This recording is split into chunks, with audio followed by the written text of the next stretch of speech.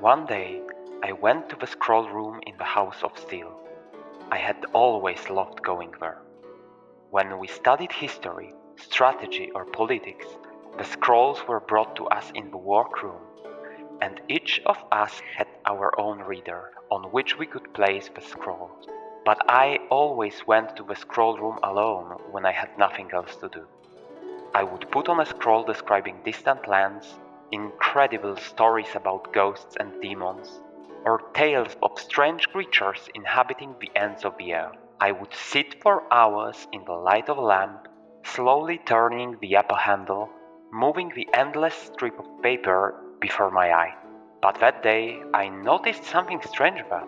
In the scroll room there were also small tables where one could sit and rest, as well as a table for viewing large maps and images on canvas and parchment. On the table, someone had left an object, likely used as a paperweight for a particularly large and unruly map. It wasn't just any object, but an object. One of those rare and precious things that are infused with power. This one I knew quite well because I had always dreamed of having one myself. It was called a long eye, a crystal enclosed in a hand-length cylinder of red wood, set in gold. It allowed you to view images at a distance, right up to the limit of sight, both day and night. All you had to do was look through it at whatever you wanted to see more clearly, and the image would draw closer, as if you were flying straight to your target. The object could sense when you wanted to see something in the detail, and it would zoom in even further just by focusing your eyes. With a bit of practice, you could zoom in and out of images at will, and by the time I was no longer foolish enough to try reaching out my hand for what appeared to be getting closer in the eye. I didn't manage to struggle with the temptation for long. I simply decided that if anyone asked about the eye, I would return it immediately without making up any stories or trying to deceive anyone. This decision brought me double comfort. First, straightforward confession like, it was me who broke the vase, I really wanted to try out that spear even though I knew I wasn't allowed to take it out in the garden. I've decided I'd just make a few thrusts and then hang it back. It happened. Usually helped avoid a harsher punishment. Second, it made me feel that I wasn't stealing anything. After all, I was merely borrowing something I found in my own home, something that I needed. I took the eye to the island and began spying on my brothers. From the porch of the pavilion, from the clumps of coastal shrubs, and from behind the rows of wooden reeds, and even from the opposite shore of the lake, hidden among the rocks and ornamental bushes. On Chagai's island, I saw dried up and crumbled remnants of domes along the shore and new large domes built around his pavilion. They seemed too big, and I feared that they would collapse after the first proper downpour. His ash-colored smartlings were nowhere to be seen on the island, except on the sandy clearing right in front of the pavilion, where the domes rose. They weren't searching for food. They almost never ventured to the shore. They only danced. At least, that is what it looked like. Chagai was playing his flute, and all the little creatures, adorned with colorful white flowers, were prancing in place and spinning around, standing upright around a large pile of feet scattered in the center. I don't think this was happening all the time. First, Chagai would have blown his lungs from playing the flute, and second, the smartlings would have collapsed from exhaustion. But often, when I looked through the eye at his island, this is what I saw. I only noticed that the front of the veranda was covered with blooming ivy, and that the large mounds had walls decorated with colorful stones and shiny shells.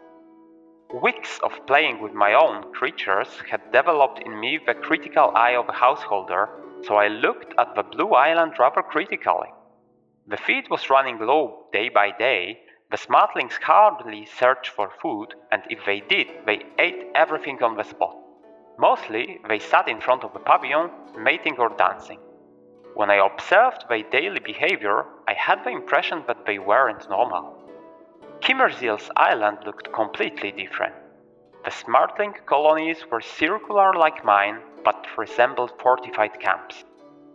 The outer ring of domes was sealed off with a clay wall and taller towers, and there were only a few entrances to the village, mostly of which were blocked with stones. In front of the pavilion was a sandy clearing, cleared of grass. Some of the animals were constantly working, but only a few were searching for food. Some were cutting young reed shoots, but not the green ones suitable for eating, but only the yellow, woody and very hard ones. They were cutting them into even pieces, about 2 handspans long, and stacking them in a pile in front of the pavilion. Another part of my brother's reddish-brown smartlings, as I noticed, the largest ones, usually marched in disciplined squares in front of his veranda, holding sticks in their paws and forming various battle formations: square, pentagon, spear, or bull's horns. I wasn't surprised because I expected nothing less from Kimir Zil, but I was intrigued when one day I clearly saw a small fire in the middle of a clearing. I had no idea how he could have taught the creatures to start a fire. I suspected that he had broken the rules and started it himself. By the fires, 3 of his ruddy smartlings, gnawing the ends of sticks diagonally and then lightly charring them in the flames to harden them. It was still something I expected, but from then on, I observed the situation on both islands daily. I only became truly concerned when, on the next day, I saw an entirely new scene. Kimirzil was sitting on a chair on the terrace of his pavilion, playing, while all his animals, those with spears and those emaciated ones who usually worked all the time, stood before him in a large semicircle. In the cleared space of the pavilion, as was the scene recently, a fire was burning.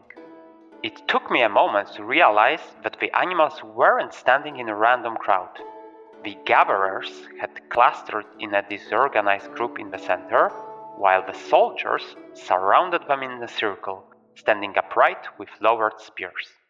Curious, I hid the eye behind my sash and climbed the tallest tree on the island. From there, concealed in the branches, I had much better view on what was going on my brother's island. A few of the smartlings, playing the role of soldiers, put down the sticks and charged into the crowd of gatherers, then dragged out 2 emaciated, terrified creatures. The captured smartlings seemed to panic, trying to flee within the circle, but everywhere they turned, they encountered a wall of soldiers with pointed spears. After a brief moment of panic, they were herded to the very center of a clearing, much like sheep chased by shepherd dogs.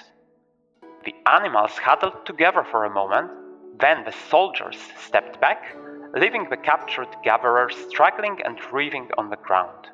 I focused my gaze and saw that they had been tied by the neck with a strong cord of bark to the small stake sticking out of the ground. Then I saw the soldiers approach and stop right in front of the tied-up creatures, who briefly ceased their desperate thrashing, pawing at choking cords and trying to chew through them. The 2 groups stood upright, sniffing each other and twitching their noses while Kimirzil played frantically. Then the largest of my brother's smartlings stepped forward and suddenly drove its spear into the stomach of one of the tied creatures. At the sight of the blood spurting onto the sand, I almost fell from the tree and nearly dropped my eye. I was shocked, but quickly raised the cylinder to my face again. I simply couldn't believe what I was seeing. And I saw the other animals approach and stab the unfortunate creatures with their spears until only lifeless bodies with blood-matted fur remained on the sand, which the soldiers continued to pierce with their spears, even though there was no longer any need. The huddled gatherers struggled in panic, but the ranks of soldiers maintained some semblance of order. After the animals were stabbed to death, the soldiers tore into the corpses. The smartlings looked and acted like a pack of rats. The sight of the rust-colored backs of the Smartlings riffing where their brethren had just stood made me nauseous. After a short time, there was nothing left of the stabbed and devoured creatures except for bloodstain soaking into the sand and 2 severed heads, which my brother had mounted on spears in the clearing. When I climbed down from the tree, my head was spinning with emotion.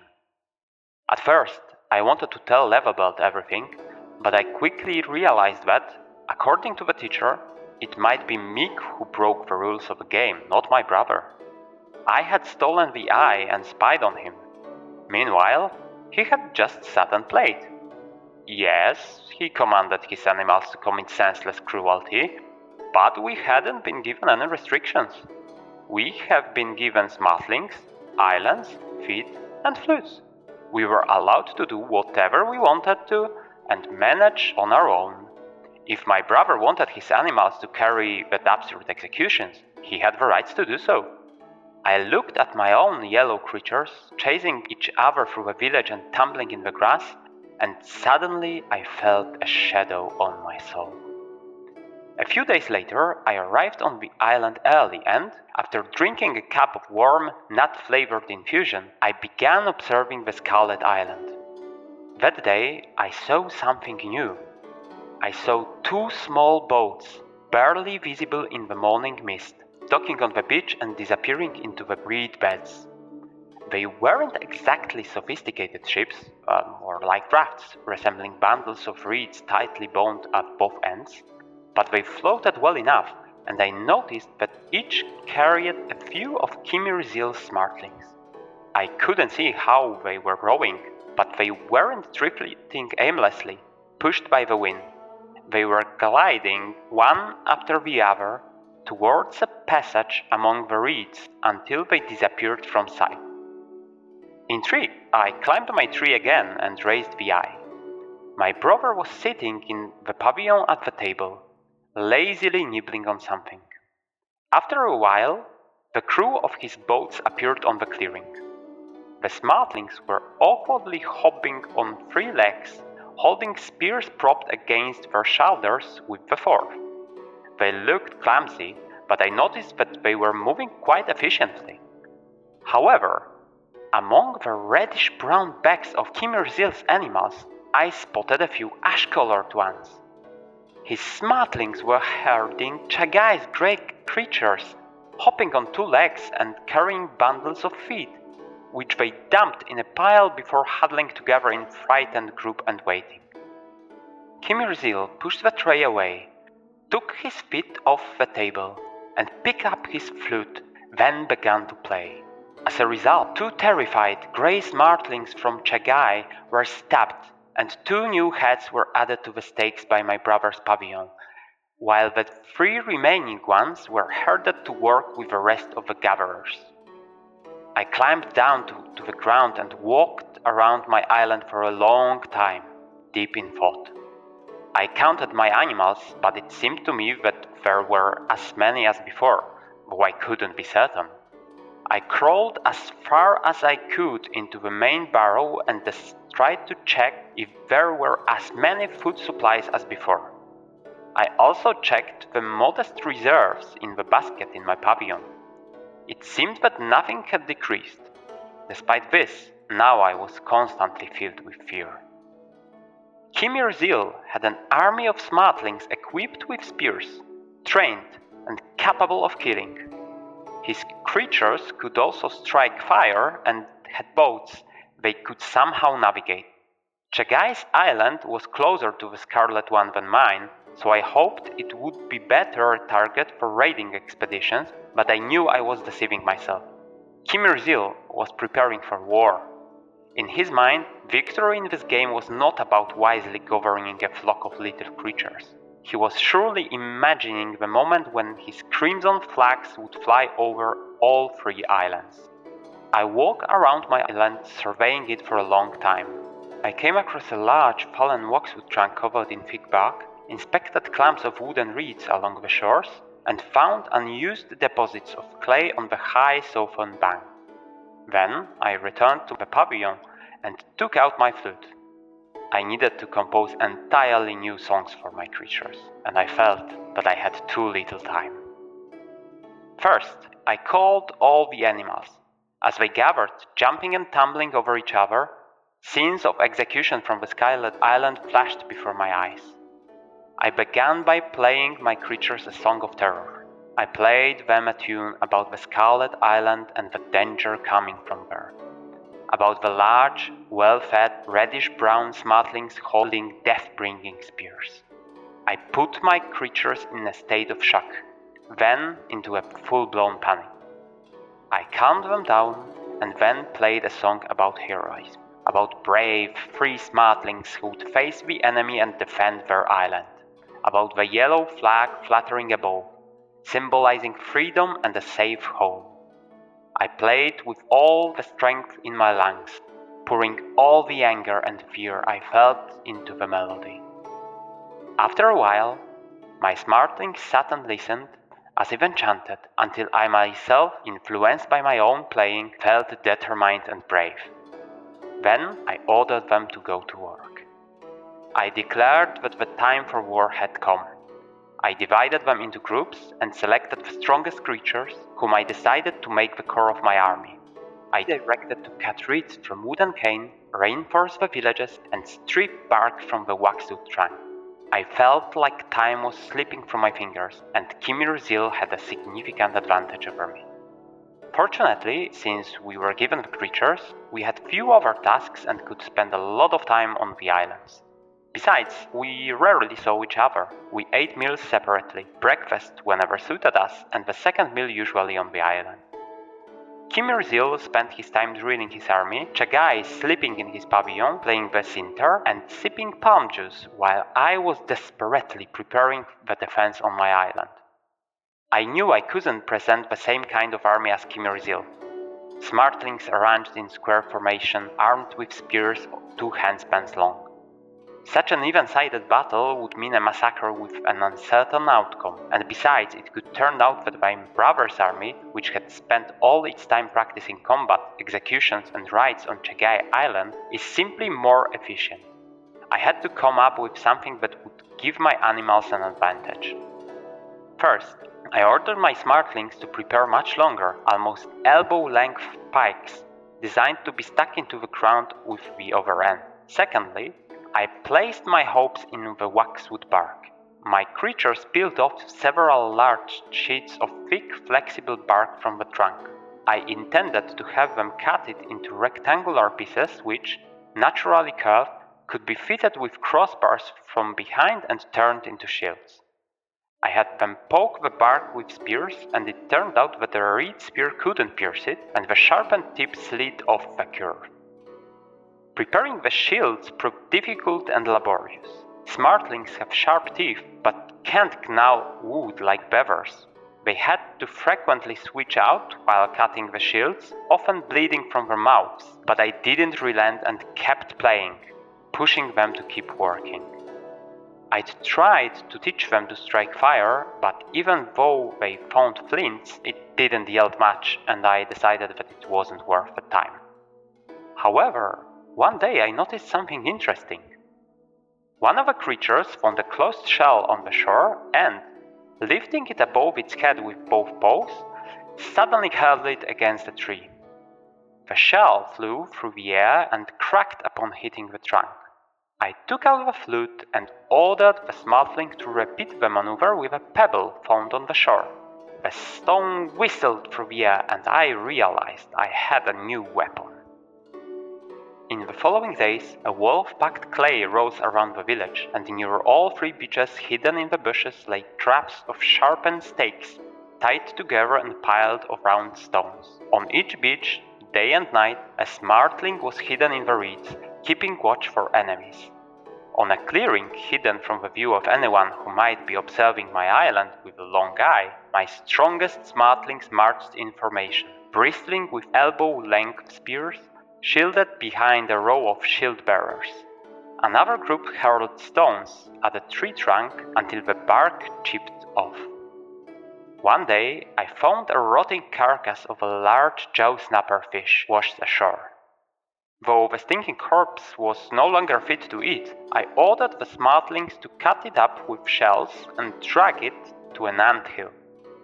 This way I obtained a handful of needle-sharp bones as long as my finger, 3 spines from the fins, and a few more pieces of a skeleton suitable for weapons. These were given mainly to the shield-bearers and slingshotters, so they'd have something for self-defense if the formation broke. This required separate training, so I sat and played, inventing new signals while my creatures stabbed a large pumpkin I had brought from the shore with the bone daggers. I noticed they tended to drop the weapons and attack the fruit with their teeth and claws, so once I drilled into their heads what the bones were for, I limited myself to simple, categorical signs that meant something like attack, stab. All the while, I kept observing the other islands. More and more heads were mounted on the spikes around Kimir'zil's pavilion, and the fur on them was both grey and red. I wondered what would I do if I saw the heads of my pale, sand-colored creatures there, and I felt a surge of anger. On Chagai's island, not much had changed, and it seems he hadn't even noticed the disappearance of some of his creatures. However, there was one thing that terrified me. A pile of feet scattered on the beach on the eastern shore. I realized that Chagai had decided to pay tribute in hope that Kimir'zil would leave him alone. One day, I cautiously asked Leverbelt what exactly were we allowed to do in such a game and what was forbidden, and whether it would be right, hypothetically, to allow a bloodbath between the creatures. He was silent for a while, puffing on his pipe. "One day, you may sit on the tiger throne," the teacher finally said. "If you manage to complete the great work of your ancestors, Amitrash will no longer attack other countries but trade with them, and the citizens will enjoy the freedom we give them. They will start building for themselves and their children instead of destroying. But then, a day may come when a powerful enemy appears.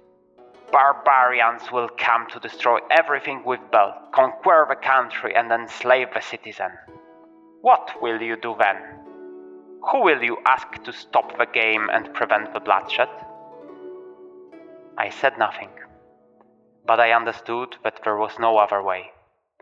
I could pay like Chagai and wait until my elder brother, out of boredom, started killing my Smartlings too, or I could fight and win.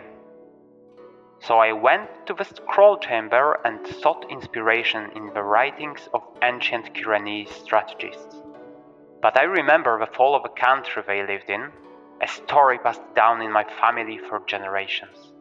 A tale of a time when a wave of Amitrages swept through the passes of the sharp mountains, and what my ancestors considered great, victorious battles turned out to be insignificant skirmishes with scouting parties.